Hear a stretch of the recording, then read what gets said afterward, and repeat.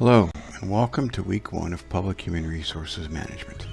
Hopefully by now you've had a chance to review the Blackboard site and are ready to begin the first week's lesson. This week we'll be reading chapters 1 and 2 in the book, as well as 2 articles, as you can see here. They are available on the Blackboard website. There are 2 chapters to read from the textbook.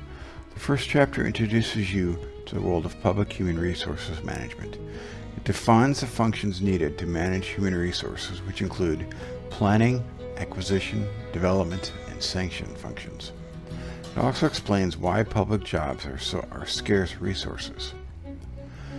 After reading the chapter, you should be able to describe the 4 traditional values that underlie the conflict over public jobs, and they include political responsiveness and representation, efficiency, employee rights, and social equity.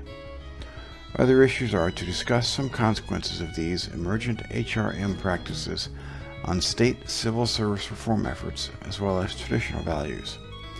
You should be able to describe the history of public personnel management in the United States as one of conflict and compromise among competing personnel systems and values. Also, we'll explore the relationship between economic development and governance capacity, and propose an agenda for strengthening the merit system in transitional or fragile states.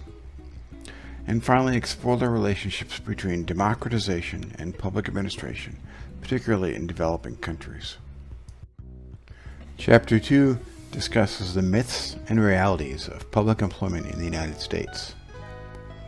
It discusses how elected and appointed officials, managers and supervisors, as well as personnel directors and specialists all share responsibility for public HRM functions. It discusses how systems affect public HRM functions in practice, as well as describing some design dilemmas faced by public personnel systems. We discuss contemporary HRM role expectations for elected and appointed officials, including human resources directors and specialists, as well as managers. Again, we'll understand the 4 key human resources management roles. They are technician, professional, educator, and mediator. And finally, we will look at the technical, ethical, and professional competencies needed for a career in public human resources management, and also discuss how to acquire these skills.